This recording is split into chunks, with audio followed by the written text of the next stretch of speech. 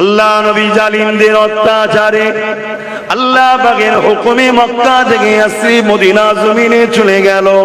Medina জমিনে গিয়ে নবী আমার মানুষকে এক আল্লাহ দাও দিতে লাগলো, সৃষ্টিকর্তার বাণী শোনাতে লাগলো, ন্যায়ের দিকে মানুষকে ডাকতে লাগলো, ইনসাফের কথা মানুষকে শোনাতে লাগলো, ইনসানিয়াতের কথা মানুষকে শোনাতে লাগলো, মায়েদের মর্যাদার কথা মানুষকে শোনাতে লাগলো। আল্লাহ নবী জানাতে লাগলো, তোমরা মা গুলোকে মারছো, জুলুম করছো, আমি নবী পাক জানিয়ে দিই, মহান সৃষ্টিকর্তা জানিয়েছে আল জান্নাতু তাহতা আকদামুল উম্মাহাত। এ দুনিয়া মানুষেরা, তোমাদের জান্নাত হলো তোমাদের মায়ের পায়ের তলায়। দুনিয়া জান্নাতের জন্য দিবানা হয়ে গেছে, আর আমার রাসূলুল্লাহ ওই জান্নাতকে মায়ের পায়ের তলাতে রেখে দিয়েছে। ইসলাম মাকে এত মর্যাদা দিয়েছে, তাই আমাদের উচিত হবে আন্দোলন করা, বৃদ্ধাশ্রম গুলো ভেঙে গুড়িয়ে দিবার জন্য। কেননা মাকে যে ভালো না বেশে বৃদ্ধাশ্রমে দিয়ে আসবে, সে মানব রূপী পশু ছাড়া অন্য কিছু হতে পারে না। তাই বৃদ্ধাশ্রম বন্ধ করে দেওয়া দরকার। সন্তান তার মাকে সেবা করবে, যে মা তার সন্তানকে কত সেবা করেছে, যে তার মাকে কত পিয়া সন্তানকে কত পিয়ার করেছে, আর ওই সন্তান মাকে কি করে বৃদ্ধাশ্রমে দিয়ে আসে। যে দেশে মায়ের উপরে জুলুম হয়, ওই দেশে কখনো উন্নতি হতে পারে না। যে দেশে মাকে অত্যাচার করা হয়, ওই দেশ কখনো তারা কি করতে পারে না। যে দেশের মায়েদের চোখের পানি পড়ে, ওই দেশ কখনো ইন্টারন্যাশনাল হতে পারে না, ওই দেশ কখনো ডিজিটাল হতে পারে না, ওই দেশ কখনো বিশ্বগুরু হতে পারে না। এই বিশ্বগুরু যদি করতে হয়, তাহলে সর্বপ্রথম বিধান লোকসভা থেকে আইন পাস করতে হবে। মুসলমানদের সম্পদ চুরি করার আইন নয়, আইন করা দরকার যে তার মাকে ভালোবাসবে না, ওই ছেলের যাবজ্জীবন জেল দেওয়া দরকার আছে না নাই? এই জোরে বলুন, এইটা করা দরকার। কিন্তু অপদার্থ সব নেতা, অপদার্থ সব কি করে পেট ভরবে, কি করে পেট ভরবে, হারাম করে এই চিন্তাতেই পেরেছেন। এরা কখনো সমাজের মায়েরা কি করে শান্তি পাবে, এলিয়ে চিন্তাই নাই।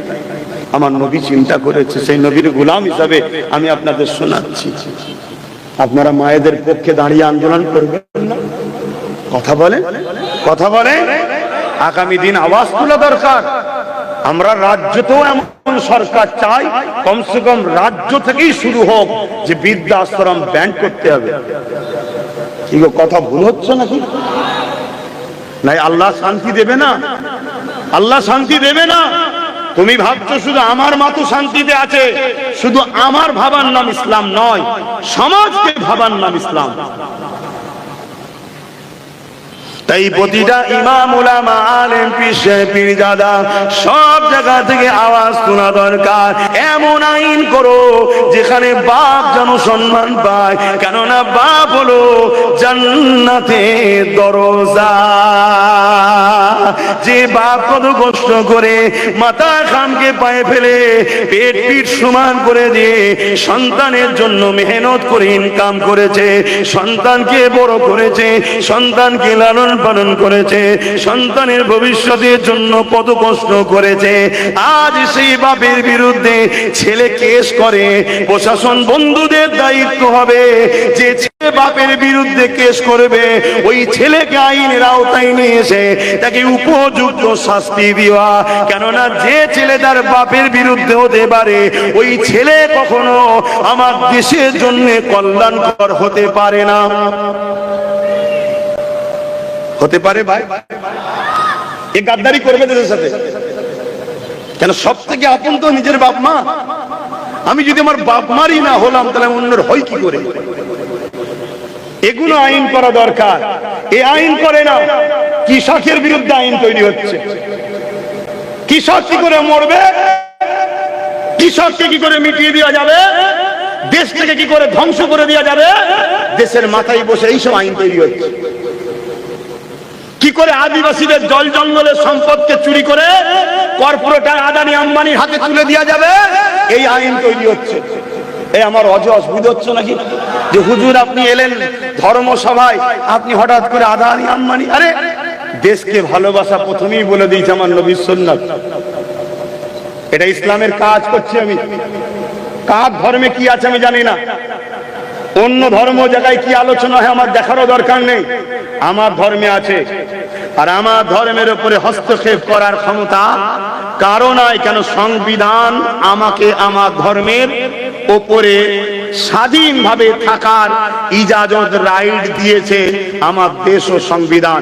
দেশ ও সংবিধানের উপরে কোনো দাদা দিদি কেউ নাই। এই কথায় একমত না আলাদা মত? হাত তুলে বলুন একমত তো নাকি? হ্যাঁ, দেশ যখন রাইট দিয়েছে, তুমি তোমার ধর্মের কথা তোমার জাতিকে শোনাও। আমি আমার জাতিকে সজাগ করছি, যারা এভাবে মা বাপকে সম্মান করে না, যারা গরিব অসহায়দেরকে ভালোবাসতে পারে না, তারা কখনো মানুষ নয়, তারা মানবরূপী একটা পশু ছাড়া অন্য কিচ্ছু নয়।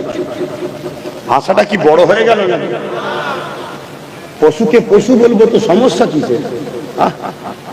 পশুর খসলত ছাড়ো না, তাহলে মানুষ বলে ডাকা হবে।